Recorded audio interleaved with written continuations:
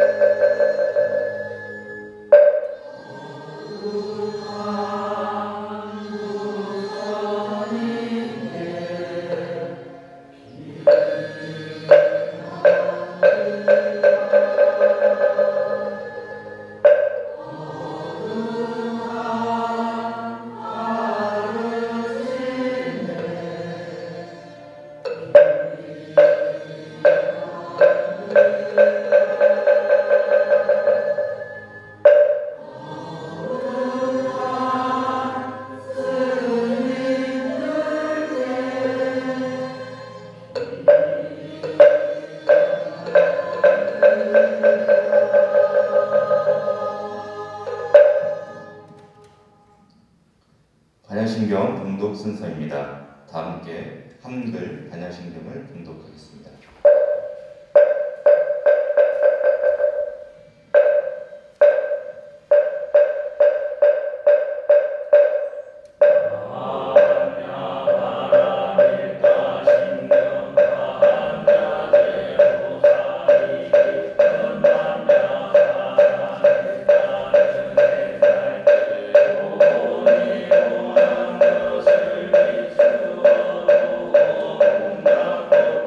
네.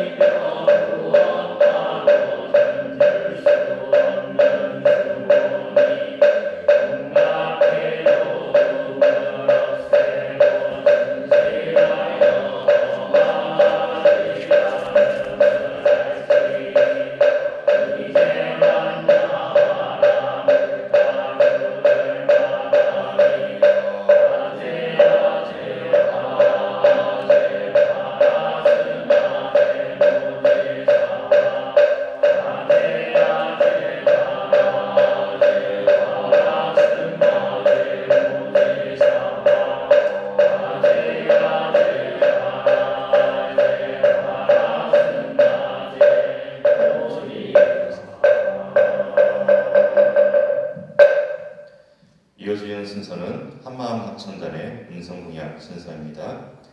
모든 불자님들은 음성공양을 따라 마음으로 부처님을 찬탄해 주십시오. 오늘 부처님께 올릴 찬불가는 부처님 미소입니다.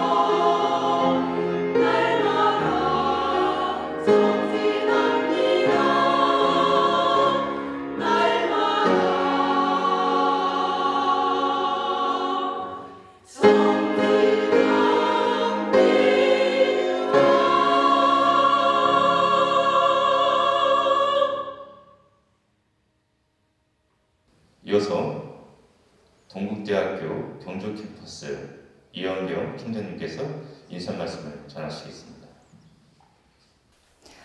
안녕하십니까. 다시 비대면으로 뵙는 것 같습니다. 사실은 대면으로 뵙기를 많이 바랬었는데 아무리 입단계가 된다고 하더라도 이게 저희가 많이 조심을 해야 되기 때문에 비대면으로 법회를 하기로 결정하신 정광원정 스님께서는 참 현명한 결정을 하신 것 같다 생각이 되고요. 오늘 법회에 앞서서 짧게 인사말 드리겠습니다. 개강 법회를 한 지 엊그제 같은데 벌써 한 7주가 된 것 같고요. 그리고 수시 입시도 끝나고 수시 결과가 많은 분들께 좀 충격을 준 것 같아서 걱정이 많으시겠지만 이럴 때일수록 마음을 가다듬고 우리가 한 마음으로 잘 가면 되겠다 하는 생각이 듭니다. 특히 제가 알기로는 오늘 스님께서는 도신선사에 관해서 이제 법회를 하실 것 같은데 저는 잘 모르겠지만 그 선생께서는 그 안심에 이르는 수행법을 5가지 구체적인 방법으로 말씀하셨다는 점에서 굉장히 훌륭한 스승으로 생각이 되는 것 같습니다. 오늘 법문을 잘 듣고 이 어려운 때 우리도 모두 안심으로 가는 좋은 그런 방법을 아는 기회가 됐으면 좋겠습니다.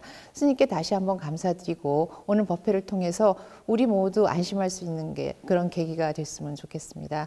인사 말씀 끝내겠습니다. 감사합니다. 오늘 정기법회 법사스님은 동국대학교 경주캠퍼스 정가원장 철우 스님이십니다. 다 함께 청법가로서 원장 스님을 모시도록 하겠습니다.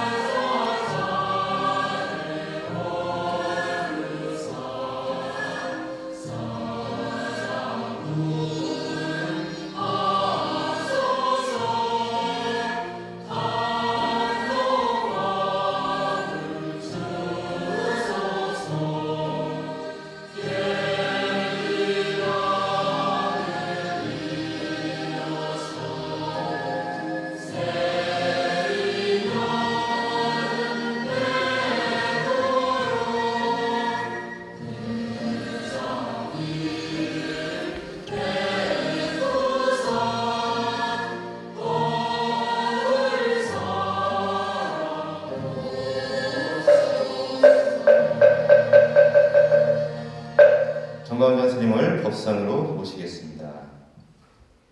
오늘 법문을 해주실 정가원장 스님께 목탁에 맞춰 300일을 올리도록 하겠습니다.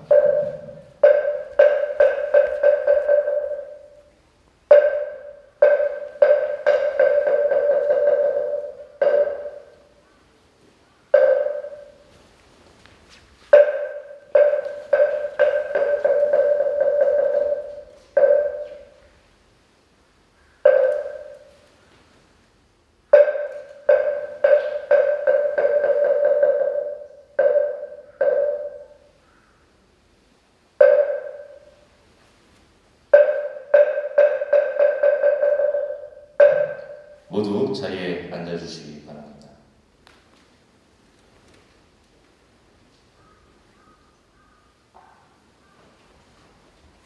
법문에 앞서 잠시 입장에 들겠습니다.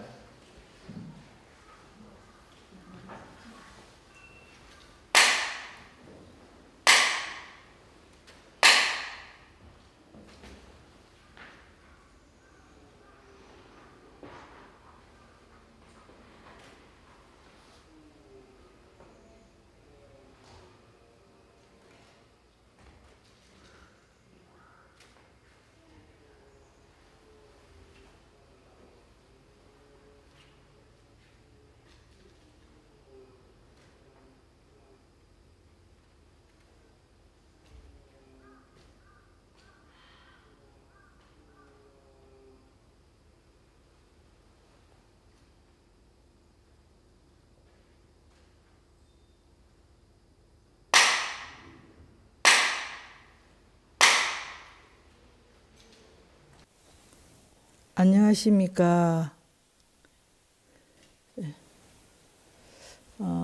오늘은 2020년 2학기 10월 정기법회일입니다. 코로나로 여전히 비대면으로 우리가 아쉽게 만나고 있습니다. 하지만 간헐적으로 발생하는 코로나가 확산될까 봐 여전히 조심을 합니다. 하루빨리 코로나가 종식되기를 발언해 봅니다. 오늘은 도신선사의 선사상에 대하여 이야기를 해보겠습니다. 이 도신선사는 우리 선종사에 있어서 아주 중요하신 분입니다. 그리고 동산법문의 창조자이기도 합니다. 사상적인 측면에서 보게 되면은 신수의 북종, 해능의 남종, 법지, 지선, 선집의 연불선 등 중요한 선종의 분파가 바로 동산법문에서 나왔습니다. 동산법문은 사조도신과 오조홍인의 선법을 말합니다. 도신과 홍인은 쌍봉산에서 머물렀는데 도신이 입적하자 홍인은 그 산의 동쪽에 있는 풍무산으로 옮겨 그의 선법을 선양하였기 때문에 동산법문이라 합니다. 사조도시는 쌍봉산에서 30년 동안 거주하면서 500여 명의 상주대중을 지도하며 선종사 최초의 집단 생활을 시작하였습니다.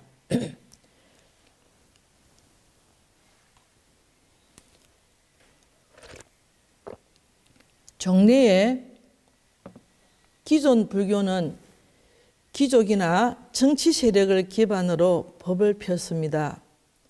하지만 사조 도신선사의 동산법문은 자급자족의 수행 풍도와 수행 생활 등 수행 공동체의 수행 규범을 제정하고 실천 불교 운동을 전개하여 자립생활을 하였습니다. 특히 자선법을 제시하여 구체적인 선수행 방법을 세웠습니다. 이것은 후세에 백장천규의 근본이 되기도 했습니다. 그리고 달마 이대의 선사상을 일상생활로 끌어들여서 삶이 곧 선이라는 생활선의 형태도 만들었습니다. 동산법문이 널리 알려지게 된 계기는 홍인의 제자 신수가 궁전에 들어가서 척천무에게 법을 설하여 척천무가 누구의 종지를 이었느냐라고 물음에 기주의 동산법문을 이었으며 소위 경전은 문수설 반야경의 일행산매에 의거한다라는 신수 스님의 답변에 동산법문을 능가할 것이 없구나라는 척천무의 극찬으로 이 동산법문이 알려지게 되었습니다. 그리고 동산스님의 행적으로는 조당집 전등록의 성찬전에서 전해 오는데 14세가 된 삼위 도신이 예배하고 자비로 해탈 법문을 주십시오라고 하니 누가 너를 속박했느냐라는 성찬 대사의 대하에 도신의 뛰어난 기질을 인정했습니다. 그래서 도신선사는 밤낮으로 눕지 않고 앉은 채로 나이가 60세가 넘도록 옆구리를 자리에 붙인 적이 없었다고 합니다. 또한 길주성이 70여일간 도적에게 포위되고 성 안에 우물이 말라서 백성들이 힘들었을 때 도신이 길주사에 도착하자 우물물이 다시 쏟기 시작했으며 도신이 성중의 백성에게 큰 소리로 반야를 염송하도록 하자 성 내 기퉁이에서 대역사들이 나타나 도적들이 물러났다고 합니다. 여기서 반야를 염송하게 했다는 것은 초기 선종사의 변화를 의미하는 중요한 부분이며 홍인이 해능에게 건강경을 전하게 된 사상적 근거라고 볼 수 있습니다. 이것은 선종사에서 중요한 의미를 갖습니다. 곧 선종에서 건강경을 중시하게 된 계기라고도 말할 수가 있습니다. 또 만약 종파의 성립 조건을 독자적인 사상, 문도, 계단으로 설정한다면 동산법문은 이러한 모든 것을 만족시키고 있어서 가히 선종에 있어서 최초로 등장한 교단이 제4조 도신선사에게 비롯되었다고 말할 수 있습니다. 도신선사의 선사상에 대한 연구는 능가사자기에 있습니다. 능가사자기에서는 그 내용의 반을 차지할 정도로 도신선사의 사상을 다루고 있습니다.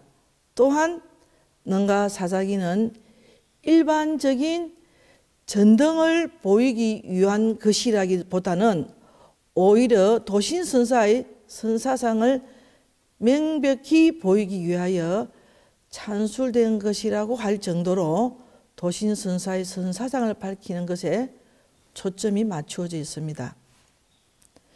능가사작이 도신 전에는 이렇게 기록되어 있습니다. 당의 소주 쌍봉산 도선선사는 찬선사의 후계자이다. 도신선사에게는 보살개법 1권과 입도 안심요 방편법문이라는 저술이 있다라고 이렇게 기술되어 있습니다. 이 말에 따라 보면은 도신선사에게는 보살개법과 입도 안심요 방편법문 등 2권의 저술이 있는데 아쉽게도 이러한 저술은 현존하지 않아서 그 내용을 명확하게 알 수는 없습니다. 그러나 보살개법의 제목이 보살개와 관련이 있는 것을 짐작할 수 있고, 또한 도신선사의 당시에는 중국 불교의 각 종파에 있어서 대승사상의 전개가 가장 성행했던 시기입니다. 그래서 도신선사에게 보살개법이 있다는 것은 어쩌면은 당연한 것일지도 모릅니다. 또한 능가사작이 도신전의 기술 형식으로 볼 때 이것은 어록적인 문답이 아니고 전체적으로 정리된 저술을 그대로 인용한 것처럼 보여지고 있습니다. 더구나 최초의 물음은 간략하게 안심을 든다고 해도 완전하게 그 뜻을 다할 수는 없습니다. 그 가운데 중생의 근기에 따른 방편은 각자의 가슴 속에서 나오는 것이지만 간단하게 후학의 의문을 풀기 위하여 하나의 물음을 들어보자라고 시작됩니다. 그래서 이어서 도신선사가 스스로 묻고 답하고 있어서 제자들이 기록하여 전한 것이 아니라 도신선사의 저술을 인용하여 기술한 것으로 보입니다. 따라서 능가사작이 도신전은 바로 도신선사의 저술인 입도 안심요 방편 법문에 의하여 이루어진 것이 아닐까라고 생각합니다. 능가사작이에서 말하는 보살개법과 입도 안심요 방편 법문은 도신선사의 저술로 보아야 하고, 또한 능가사작이 도신전은 도신선사의 저술인 입도 안심요 방편 법문을 그대로 인용하여 기술한 것으로 보아야 합니다. 그런데 도신선사의 제자로 볼 수 있는 선복에게 입도 방편으로 교시하였다고 하는 속고성전의 기사는 당시 사람들이 도신선사의 선사상에 대한 특기를 어떻게 보고 있는가를 알려주는 것입니다. 속고성전의 편찬자 도선은 도신선사의 선사상의 가장 큰 특징을 바로 입도 방편으로 보고 있다는 것입니다. 이것은 도신선사의 저술인 입도 안심요 방편 법문과 상응하는 것으로 도신선의 특질을 입도 안심 방편이라고 불러도 무방할 것입니다. 능가사작이 도신전에서는 도신선사의 법료를 다음과 같이 밝히고 있습니다. 나의 법료는 능가경의 제불심 제1에 의거한다. 또한 문수설 일행삼매에 의거한다라고 하는데, 도신선사의 법료는 일행삼매라고 할 수 있습니다. 또한 능가사작이 도신전에서 일행삼매에 대하여 상세히 밝히고 있습니다. 문수설 반야경에서는 다음과 같이 설한다. 문수사리가 세존이시여 어떤 것을 일행삼매라고 합니까? 라고 묻자 부처님께서 말씀하셨다. 법계의 일상이다. 그러한 법계에 개연시키는 것이 바로 일행삼매라고 한다. 만약 선남자 선여인이 일행삼매에 들기를 바란다면 마땅히 먼저 반야바라미를 듣고서 그 가르침대로 수학하여야 한다. 그렇게 하면 능히 일행삼매에 들어 법계로 인하여 불태, 불계, 부사의 무예, 무상을 얻게 될 것이다. 선남자 선여인이 일행삼매에 들기를 바란다면 마땅히 공안처에 나아가서 모든 의지로운 마음을 버리고 상모를 취하지 말고 마음의 한 부처님께 집중하여 오로지 그 이름만 부르며 그 부처님이 계시는 방향으로 몸을 똑바로 하여 능히 부처님을 염염히 상속하게 되면 바로 염중에 능히 과거 미래 현재의 재부를 보게 된다. 무슨 까닭인가? 한 부처님이 공덕이 무량하고 무변하다고 생각하는 것은 무량한 재불의 공덕을 생각하는 것과 다름이 없으니 둘이 아닌 부사한 것이며 부처님과 법이 평등하여 분별이 없고 삼성이 이러하여 최정각을 이루어 모두 무량공덕과 무량변제를 갖추게 된다. 이와 같이 일행삼매에 드는 것은 항아사와 같은 재불법계의 무차별상을 남김없이 아는 것이다. 무릇 몸과 마음의 구석구석과 모든 동작은 일상 도량에 있는 것이며 그동안 하나하나가 모두 보리가 된다. 이것이 지금 운수설 반야경의 어떤 나오는 일행삼매에 관한 내용입니다. 문수설 반야경에서 일행삼매로 들어가는 것으로 두 종류의 방법을 설하고 있습니다. 반야바라미를 먼저 듣고 들은 바와 같이 수학하면 능히 일행삼매에 들어 법계를 대상으로 불태, 불계, 부사의 무예, 무상을 얻을 수 있다고 하는 것입니다.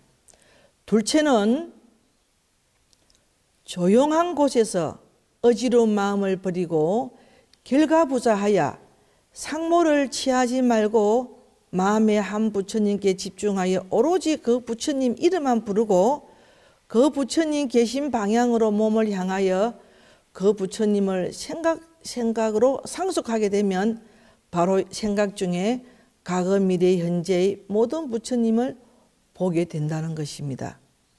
그런데 첫 번째의 방법이 이론적인 것이라면 두 번째의 방법은 실천적인 부분이라고 할 수 있습니다. 따라서 일행삼매에 드는 방법은 일행삼매에 드는 실천적인 방법은 일불에 대한 염불과 자선이라고 할 수 있습니다. 도신선사의 법료가 일행삼매라고 밝힘에 따라 일행삼매에 드는 실천적인 방법인 염불과 자선에 대하여 비중을 두고 있습니다. 또한 그와 같이 일행삼매에 든 사람은 항아의 모래알수처럼 수많은 부처님의 법계가 차별상이 없음을 알게 되고 일거수 일투족이 모두 도량이며 보리라는 것입니다. 이렇게 도신선사의 법료로서 문수설 반야경에 설하고 있는 일행삼매를 제시하는데 그러한 일행삼매에 드는 구체적인 방법, 즉 방편으로서 도신선사는 자선을 설하고 있습니다. 능가 사작의 도신전에는 자선에 관한 설명을 상세하게 하고 있습니다. 만약 추학자가 자선을 할 때 조용한 곳에서 몸과 마음을 다음과 같이 직관하라. 4대 5온 6권 아니비서신의 탐진치 혹은 성과 악 혹은 원망과 친함 혹은 범부와 성인 내지 일체 제법 등을 마땅히 본래부터 공적한 것이어서 불생불멸하고 평등하여 둘이 아니며 본래부터 무소유이고 구경공적한 것이며 본래부터 청정했다라는 것임을 관철해야 한다. 낮이나 밤이나 행주자와에 항상 이렇게 관한다면 그 자신이 마치 물속에 비치는 달 그림자와 같고 거울 속의 형상과 같고 더운 날 보이는 아지랑이 같고 인기척이 없는 꼴짝이 산 울림과 같음을 깨달을 것이다. 만약 그런 것이 없다고 하면 여기저기 그것을 찾아도, 만약 그런 것이 있다고 한다면 여기저기 그것을 찾아도 찾을 수가 없으며, 만약 그것이 없다고 생각하면 뚜렷하게 언제나 눈앞에 존재한다. 재불의 법신은 모두 이와 같다. 그러므로 자신은 무량겁 이래로 결국은 태어난 일도 없고 앞으로 결국은 죽는 일도 없는 것이다. 만약 능히 이와 같이 가난다면 그야말로 진실한 참회이다. 천급만급의 극중한 악업이 스스로 소멸될 것이다. 만약 그것에 의혹을 일으켜 믿음을 내지 못하는 사람은 제외한다. 이러한 사람은 깨달음에 들 수 없다. 만약 믿음을 일으켜서 이것을 행하는 자는 무생정리에 들지 못하는 자가 없다. 또한 어쩌다가 마음이 이상한 경계에 이끌리게 될 때엔 곧 그 경계가 결국은 일어날 리가 없다고 가내야 한다. 그러한 마음이 일어날 때엔 시방과 같이 외부에서 어디서 온 것도 아니며 어디로 가는 것도 아니다. 언제나 반영과 감각, 망식, 생각 등을 관하여 어지러운 마음이 일어나지 않게 하면 곧 큰 안정을 얻게 된다. 이래하여 마음의 안정을 얻게 되면 대상에 대한 사려 분별이 없어지고 그에 따라 마음이 적정해지며 또한 번뇌가 없어지며 그에 따라 새로운 번뇌를 일으키지 않게 됨을 이름하여 해탈이라고 한다. 마음의 미시한 움직임이나 뜨거운 정념, 범린이라 우울한 심정을 느꼈을 때도 역시 우선 부드럽게 풀어 헤쳐서 서서히 안정하게 되면 마음은 스스로 편안하게 가라앉을 것이다. 모름지기 명렬하고 예리하게 마치 머리에 불을 끄듯이 주저하지 말아야 한다. 게으르지 말아라. 쉬지 말고 노력하라. 아주 굉장히 긴 전문이죠. 이 전문을 읽은 이유는 그만큼 이 우리의 수행 생활에 대한 모든 부분들이 집약되어 있기 때문에 좀 지루한 감이 들었지만은 제가 이렇게 읽어봤습니다. 이러한 도신선사의 자선법은 그대로 반야사상, 즉 반야계공에 입각한 것입니다. 반야라는 것은 지혜를 말합니다. 그것은 단순한 지혜를 말하는 것이 아닙니다. 본래 제법의 실상은 공한 것이지만 중생은 그러한 제법의 실상을 정확하게 인식하지 못하고 집착하고 있습니다. 하지만 보살은 능히 제법의 실상이 공함을 지혜로서 직관하고 그렇게 직관하는 지혜를 가리켜 반야라는 것입니다. 그런데 그렇게 제법 실상이 공임을 직관하는 반야조차 또한 그 자성이 공한 것으로 보아야 합니다. 이것이 반야계공의 논리입니다. 그리고 추학자가 자선에 임할 때 신심과 신심을 이루는 지수화풍의 4대, 인간의 5가지 구성 요소인 오엄, 육건, 탐진치 등의 제법이 공적함을 직관해야 할 것을 말하고 있습니다. 이것은 바로 도신선사의 자선관도 반야계공의 사상에 입각하고 있음을 보여주는 것입니다. 이것은 문수설 반야경의 일행삼매를 법료로 한다는 것과 상응하는 것입니다. 이렇게 반야계공의 입장에서 관찰하면 모든 것이 평등하여 둘이 아니고 또한 무소유이고 청정해탈입니다. 따라서 행주자와에 항상 이렇게 관하게 되면 곧 알게 될 것이라고 말하고 있습니다. 그런데 여기서 도신선사는 다시 유무의 극단에 빠지는 것을 경계하고 있습니다. 즉 만약 그런 것이 있다고 하면은 여기저기서 그것을 찾을래야 찾을 수가 없고, 만약 그것이 없다고 하면 뚜렷하게 언제나 눈앞에 존재한다라고 하여 유와 무에 빠져드는 것을 경계합니다. 이것도 또한 도신 선사가 반야계공의 입장을 보이고 있는 것입니다. 본래 제법의 실상은 공한 것이지만 그것을 망집하고 있는 존재를 부정할 수 없으므로 공이라고 단정할 수 없고, 또한 망집하고 있는 존재는 본래 공한 것으로부터 연기한 것이므로 있다라고도 할 수 없습니다. 따라서 비유와 비무의 논리가 성립하고 그에 따라서 중도의 논리가 성립되는 것입니다. 도신선사는 바로 이러한 반야 입장에서 유와 무에 빠지는 것을 경계하고 있습니다.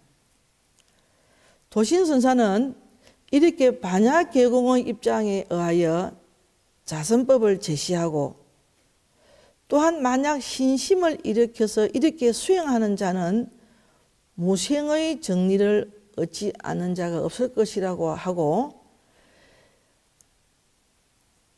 이어서 도신선사는 자선 중에 일어나는 여러 가지 경계에 대하여 반야 입장에서 관할 것을 일러주고 철저하게 노력하라는 말로서 마치고 있습니다. 이렇게 도신선사의 자선법은 그 바탕이 반야에 있음을 보여주고 있어서 자선에 대한 이론적인 부분, 자선관을 설하였습니다. 이러한 자선법에 이어서 능가 사작이 도신전에서는 구체적인 자선 간신법을 말하고 있습니다. 초학자로서 자선 간심하려면 먼저 한 곳에 앉아 몸을 단정히 정자하고 옷의 허리띠를 풀어 편안하게 하며 온몸을 느긋하게 하여 7 내지 8번 정도 흔들어 복중의 숨을 전부 내쉬면 곧 물이 차오르듯 자성이 맑아지며 차분해짐을 얻는다. 몸과 마음을 조화시켜 정신을 안정하게 되면 깊숙하고 어두침침하여 호흡도 냉정하게 되고 서서히 마음도 통일이 되어서 정신도 맑아져 심지가 명정하게 된다. 관찰은 점점 분명하여 내유와 함께 고정하여 그 심성이 정밀하게 된다. 이와 같이 정밀하게 되었을 때 바로 성심이 나타나게 된다. 성심은 비록 형체가 없다고 하지만 지절은 언제나 존재하고 있으며 불가사의한 활동을 끊임없이 하고 있고 항상 낭연하게 존재하고 있어서 이를 이름하여 불성이라고 한다. 불성을 보는 자는 영원히 생사를 벗어나 출세인이라고 이름한다.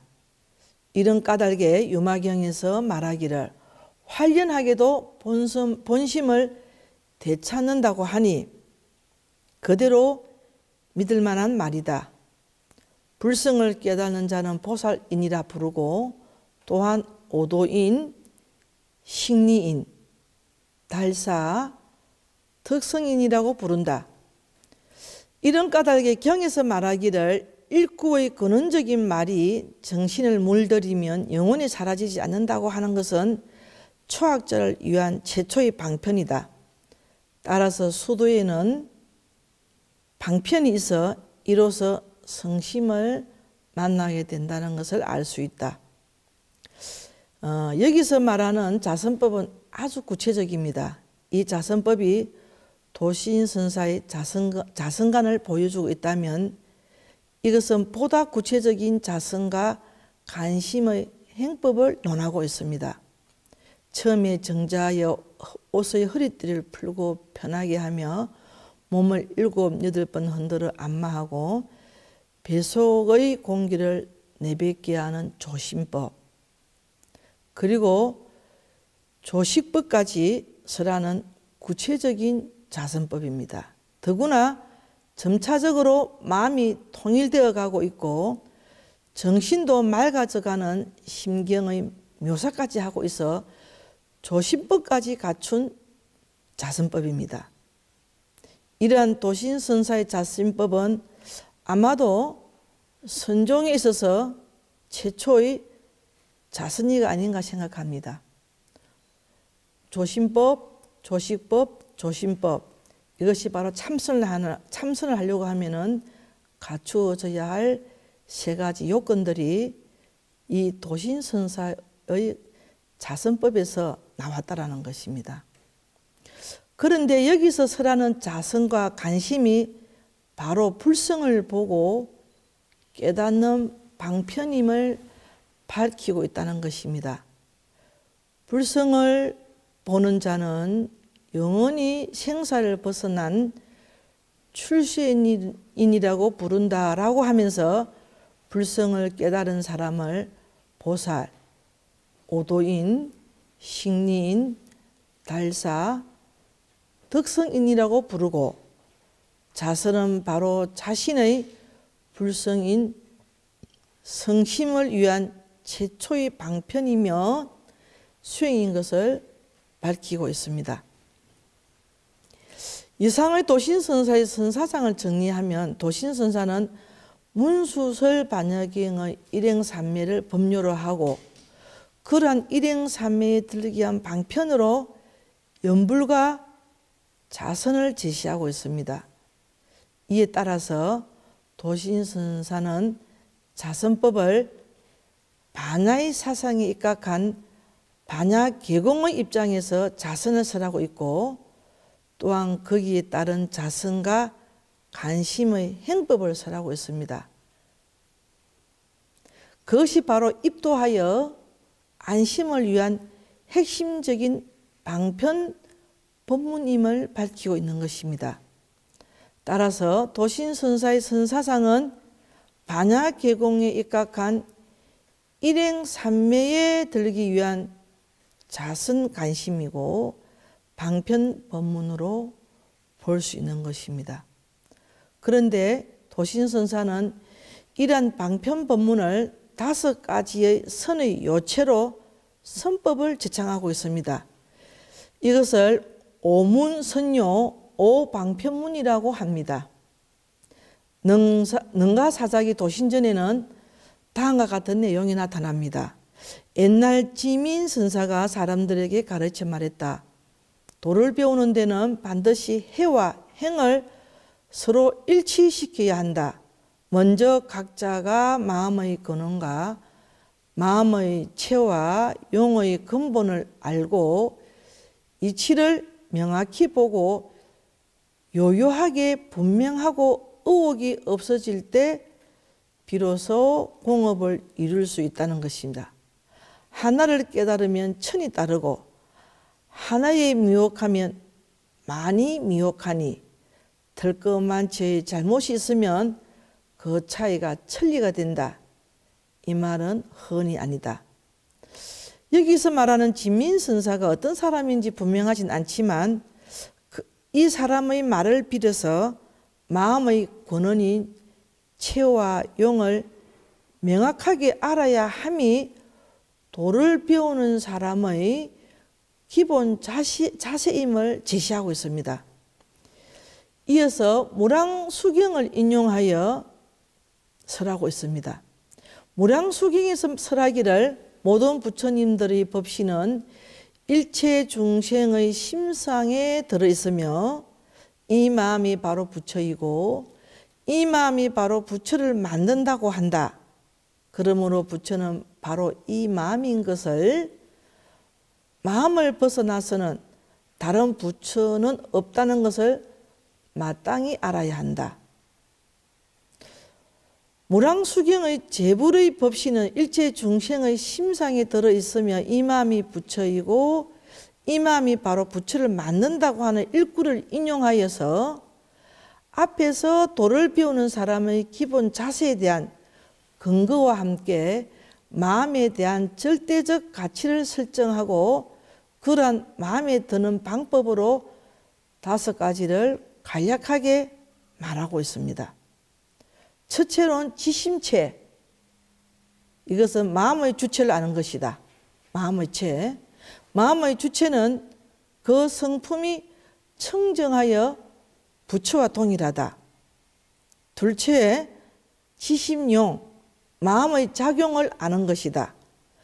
마음이 작용하여 법보를 낳고 마음은 끊임없이 작용하여 언제나 정적하며 모든 혼란에서도 그대로이다.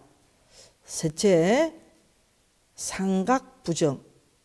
언제나 깨달아 한 곳에 머무르지 않는다. 깨닫는 마음은 항상 눈앞에 있고 깨닫는 대상은 모습이 없다.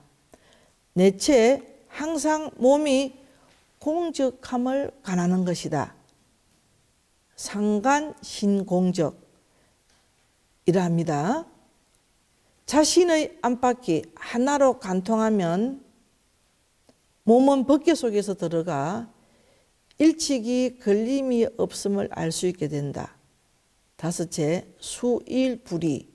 하나를 지켜 움직이지 않는 것이다. 움직임과 고요함이 항상 한 곳에 머무름으로 수행자로 하여금 불성을 명확히 볼 수 있게 하고 빠르게 정문에 들어가게 할 수 있다. 이것은 도신선사의 오문선요, 오방편문, 오종간법 등으로 불리는 도신선의 핵심이라고 할 수 있습니다. 이 가운데 제1의 지심체와 제2의 지심용은 앞에서 말한 지민선사의 교훈에서 말한 본래 청정한 부처인 이 마음의 근원과 작용을 먼저 알지 않으면 안 된다는 것입니다. 그리고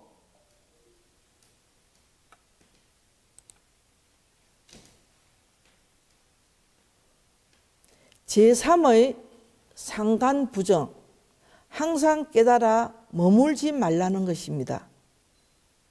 이는 바로 반야계공의 입장에서 나온 것으로 볼 수 있습니다. 반야의 논리로 보면 깨닫는 주체도 또한 자성이 없는 공한 것이기에 결코 머물러서는 진실한 깨달음이 될 수 없다는 것입니다. 따라서 끊임없이 깨달아 머무름이 없어야 한다는 것입니다. 항상 깨달아 안입을 정지할 정자, 상간부정, 머물음이 없어야 한다는 것입니다. 이러한 반야의 입장을 분명히 하기 위하여 각심재전, 각법무상이라고 설명하고 있습니다. 각심재전이라는 것은 각심이란 깨닫는 주체이고 각법은 깨달을 대상이라고 할 수 있는데 깨닫는 주체인 마음은 항상 존재하지만 깨닫는 대상은 상이 없다는 것입니다. 이것도 또한 반야의 논리에 입각한 것입니다. 만약 깨닫는 대상이 상이 있다면 깨닫는 주체도 그 상에 머무는 것이 된다는 것입니다. 하지만 깨닫는 마음은 항상 존재할 수밖에 없으므로 앞에 존재한다고 말하는 것입니다. 따라서 그 중도에서 각심재전, 각법무상이라고 설하는 것입니다.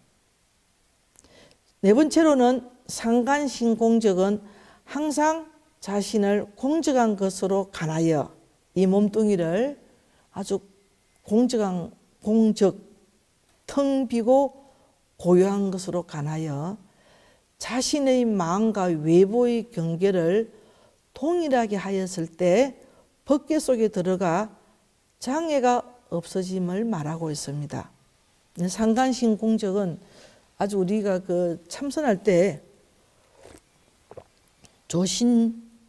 조식 조심을 하면서 마음으로 우리 몸이 공하고 고유하다는 이런 생각을 가지고 정진한다면은 바로 법기에 들어갈 수 있다는 거죠. 그리고 제5의 수일불이는 하나를 지켜 움직이지 않게 하라는 것으로 행주자와의 불성을 보게 하고 정문에 들게 한다는 것입니다. 여기에 이르러 도신선사가 이끌려고 하였던 입도 안심의 궁극적인 경계를 엿볼 수 있는 것입니다. 즉 불성을 명확히 볼 수 있게 하고 빠르게 정문에 든다는 것입니다. 이러한 오문선요의 근원을 살펴보면 도신선사는 무량수경의 시심시부를 근본으로 삼아 일심을 제시하고 그 일심의 근원과 작용의 채용론으로 지심체, 지심용의 두 문을 구성하고 다음에 반야사상에 입각하여 제3문인 삼각부정을 이루고 다시 무량수경의 법계관에 따라서 제4 상간신공적을 구성합니다. 마지막으로 제5문인 수일불이에 대하여는 그 뒤를 이어서 여러 경전에서 간법의 종류가 많으나 오직 수일불이만을 들고 있다고 합니다. 수일, 지킬 숫자, 한 일자, 아니 불자, 옮길 일자 하나를 지켜 옮기지 않는다. 수일불이만을 들고 있다고 하는 것입니다. 능가 사자기 도신전에서는 오문선요의 결론이자 핵심이라고 할 수 있는 수일불이에 대하여 다시 설명하고 있습니다. 수일불이란 공정한 눈으로 텅 비고 깨끗한 마음의 눈이란 얘기죠. 공정의 눈으로 주의하여 일물을 가라면 낮과 밤의 구별이 없이 오롯하게 부동게 한다는 것이다. 마음이 흐트러질 듯 할 때는 지체 없이 가다듬어 마치 새의 발을 묶어서 날아가려고 하면 속히 끈을 끌어당기는 것처럼 종일 잘 지켜서 힘이 없으면 자연히 마음은 스스로 안정하게 된다. 유마경에서 섭심이 바로 도랑이다라고 설하는데 이것이 바로 섭심의 방법이다. 또 법화경에서 무수급 이래로 잠자는 시간 이외에는 언제나 섭심하여 그러한 공덕으로 모든 선정을 일으킨다고 설한다. 유교경에서는 오건 가운데 마음이 중심이므로 하나를 통일한다면 어떠한 일이라도 못할 것이 없다고 설한다. 이것이 바로 수일불이라고 한다. 여기서 수일불이에 대하여 더욱 자세하게 설명하고 있습니다. 수일불이라는 것은 공정의 눈을 가지고 일물을 간하게 되면 낮과 밤을 가리지 않고 오롯하게 움직이지 않게 하는 것이라고 말하고 있습니다. 즉 수일불이란 마음을 하나의 사물에 집중시켜 간하는 것이라고 구체적으로 설명하고 있습니다. 이제 그 간화선 화두를 들 적에 우리가 화두에 이렇게 마음을 묶어두는 오롯하게 하나에 묶어둔다라는 그런 개념이 바로 도신선사의 수일불이에서 저는 그 수행법이 나왔다라고도 한번 추측을 해봅니다. 그런데 여기서 말하는 공정의 눈이란 유교경이 말하기를 그때는 한밤중이어서 적연하여 아무 소리가 없었다.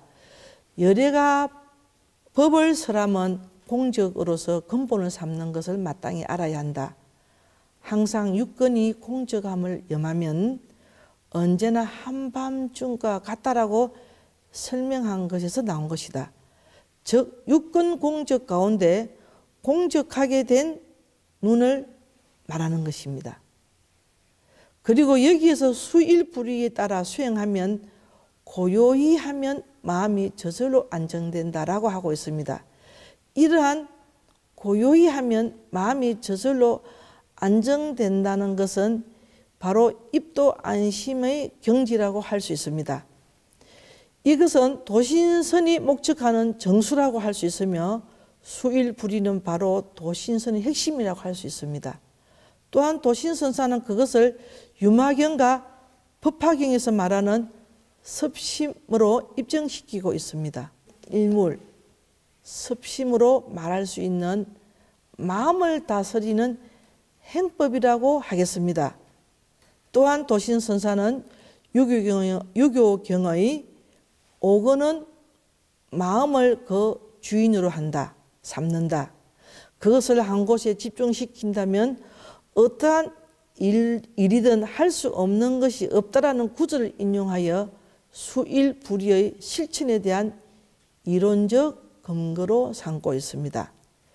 도신선사는 이상의 오문선요를 설한 후에 이 오문은 모두 대성의 정리이다, 바른 이치다란 거죠. 모두 경전에서 말한 바에 어긋한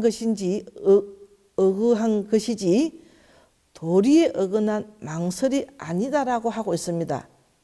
또한 이 법이 아까워서 전하지 않는 것이 아니고 이 법을 믿지 않고 법을 비방한 죄에 떨어질까 염려한 것으로서 이 법을 설하지 말아라고 한 것입니다. 그래서 사람을 선택해서 법을 설하라고 하였습니다. 그렇죠. 부처님이 법을 설할 적에는 반듯한 장소에서 반듯한 자세로 법을 말하라고 합니다. 아무렇게나 법을 말하면 되지 않는다라는 그런 이야기도 하죠. 바로 그런 얘기들이 오늘 도신선사의 이런 얘기와 함께 일치되지 않은가도 생각합니다. 잠시라도 함부로 설하지 마라. 삼가하고 또 삼가해야 한다라고 설하고 있습니다. 이러한 도신선사의 오문선요는 선사의 선사상을 함축하고 있음을 볼 수 있고, 오문선요는根기가 상당히 성숙된 학인을 대상으로 하고 있음을 알 수 있습니다. 이러한 오문은 일행삼매에 들기 위한 것이고, 또한 입도 안심을 위한 방편법문의 핵심입니다. 능가 사작이 도신전으로부터 도신선사의 선사상을 살펴보았습니다. 우선 도신선사의 선사상은 입도 안심요 방편법문이라는 저술과 속고성전의 입도 방편으로 기술된 것과 같이 입도 안심을 위한 핵심적인 방편법문이라고 말할 수 있습니다. 이러한 법문의 구성은 일행삼매를 법료로 하고, 이러한 일행삼매에 드는 구체적인 방법으로 연불과 자선을 제시하고 있으며, 그러한 연불과 자선에 대하여 지심체, 지심용, 상각부정, 상간신공적, 수일불의로 구성된 오문선요의 행법을 제시하고, 수일불의를 통하여 불성을 명확히 볼 수 있게 하고 빠르게 정문의 덜을 얻어서 최종적으로 고요하게 하면 마음이 저절로 안정된다라고 기결시켜 입도 안심을 실현하고자 하는 것입니다.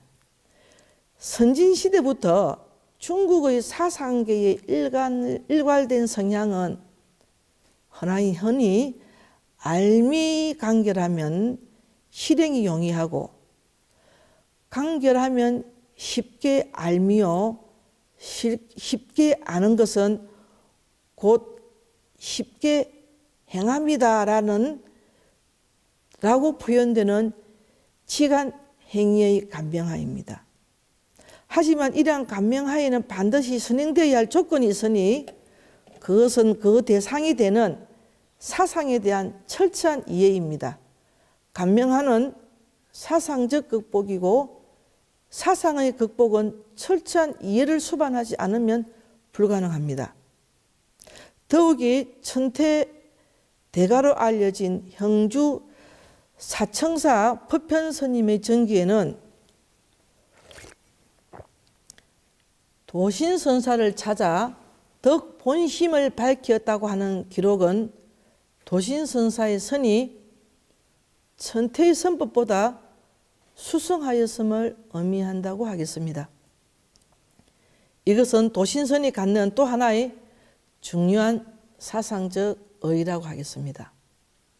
천태의 사상은 정말 방대하고 정말 복잡한 여러 가지의 교리가 얽혀 있습니다.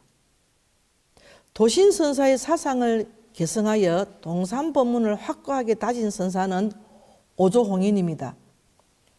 홍인의 선사상은 선사의 제자들에 의하여 만들어진 최상승론을 통하여 알 수 있습니다. 최상승론의 서두에서 수행의 본체를 자성, 원만, 청정심이라고 밝히고 있습니다. 이것은 홍인의 선법의 근거가 바로 자성, 원만, 청정심이라고 하는 것입니다. 다시 십지경에서라는 건강불성을 채용하여 수심을 강조하고 이것이 바로 열반법에 드러나는 행법이요 또한 수심은 자성, 청정심을 찾아내는 실천법이라는 것입니다. 이러한 홍인의 수심은 수진심, 수화진심 혹은 수본정심, 수본진심으로도 표현합니다. 많이 들어보셨죠? 성가기감에서 나오는 바로 이러한 수본진심이라는 게 오조홍인의 이 법문에서 나왔다는 겁니다. 그런데 수본진심은 그대로 도신의 핵심적인 선법인 수일불이를 개성한 것으로 수본진심은 전체적인 오문선요에 보여지는 반야사상의 논리 과정을 생략하고 수일불이에 드러나는 불성론적인 특징만을 강조한 것이 아닐까 생각합니다. 그것은 최상승론에서 수본진심을 도신의 수일불이에 사용된 동일한 경문과 유사한 설법으로 설명하고 있습니다. 그리고 홍인 스님의 제자인 신수와 척천무 사이에서 나타나는 문수설 반야경의 일행산매를 증거로 한다는 것에서도 짐작할 수 있는 것입니다. 따라서 비록 조금의 차별은 보이지만 사실상 홍인선사의 선사상은 도신선사의 기본적인 틀을 그대로 유지하고 있다고 말할 수 있습니다. 또한 도신선사의 선법과 맥을 같이 하는 홍인선사의 문화에서 중국 선종의 연불선, 북종의 신수선, 해능의 남종선 등의 분파가 나타납니다. 우선 홍인선사의 제자 가운데 가히 연불선이라고 말할 수 있는 법지, 지선, 선집 등이 있습니다. 특히 선집은 사천에서 연불선을 홍보하여 이른바 남산 연불선종이라고 합니다. 이것은 바로 도신선에서 일행산미에 드는 방편으로 제시한 연불의 측면을 보다 강조하여 나타난 것으로 추측할 수 있습니다. 둘째, 홍인선사의 제자 신수대사입니다. 신수선사의 선사상은 그의 저서로 확인되는 간심론과 대성모생 방편문입니다. 특히 신수선사의 사상은 이른바 대성모생 방편문이 그 골격이 된다는 것은 학계의 공통된 의견입니다. 대성모생 방편문의 첫머리에 제1 총창불체, 제2 개지혜문, 제3 현시푸사의 해탈, 제4 명제법정성, 제5 자연모의 해탈이라 하여 대성 5방편문을 열거하고 있습니다. 즉 제1문에는 불체를 인식시키고 이것은 도노의 당체라고 할 깨달은 바의 이치종을 보이고 이것이 파악된 자리에서 제2문의 지혜, 제3문의 해탈, 제3문의 제법, 제5문의 무예 등의 문을 설하고 있습니다. 이것은 도신선사의 오문선요의 법문에 근거하고 있음을 그 체계로 보아 알 수 있게 합니다. 이러한 신수대사를 중심으로 전개된 분파가 바로 북종의 선법입니다. 또 세 번째, 홍인선사의 문화에서 해능선사를 조사로 하는 남종이 나타나고 조사선의 시대를 개창하였습니다. 그런데 해능선사의 선사상을 밝히는 육조단경은 이미 많은 연구에서 신의 의록에서 채용된 것으로 밝혀지고 있습니다.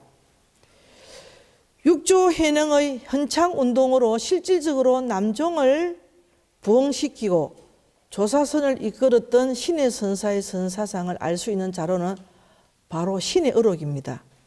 그의 사상적 핵심은 바로 도노견성에 있습니다.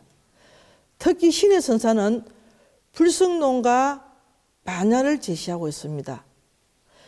이러한 신의 선사의 선사상은 바로 도신선사의 입도 안심료 방편문과 같이 그 궤를 같이 한다고 하겠습니다. 앞에서 도신선사는 오분선요의 수일불의를 통하여 불성을 명확히 볼 수 있게 하고 빠르게 정문에 들어 최종적으로 고요히 하면 마음이 저절로 안정된다로 기결시켜서 입도 안심을 실현교사하는 방편법문이라고 하였는데, 그러한 논리 과정에서 모두 반야의 사상이 깊게 개입되고 있는 것입니다. 만약 도신선사의 선사상에서 방편을 걷어낸다면 어떻게 될까요? 바로 일행삼매에 직입하여 일행삼매에 도노하여 명견 불성만 남지 않겠습니까? 이것은 바로 그대로 신의 선사의 도노견성과 그 틀을 같이 한다고 하는 것입니다. 따라서 신의 선사에 의하여 부흥된 조사선 역시 도신선의 연장선으로 보아야 하지 않을까 합니다. 이상에서 천태지감 법문의 사상적 극복, 연불선, 신수의 북종선과 해능의 남종, 조사선의 출인에 이르기까지 모두 최초의 선종 교단을 형성한 도신선이 지니고 있는 사상적인 의미라고 볼 수 있습니다. 이리하여 도신선사의 선사상은 중국 선종의 형성과 전개에 있어서 결정적인 작용을 하였다고 할 수 있는 결론을 내릴 수가 있습니다. 특히 당시의 최고 수준인 천태지감 법문을 초월하여 보다 간명한 선사상 제시는 알미간결하면 실행이 용이하다고 선호하는 중국인들의 사상적 정서에 부합한 것이라고 할 수 있습니다.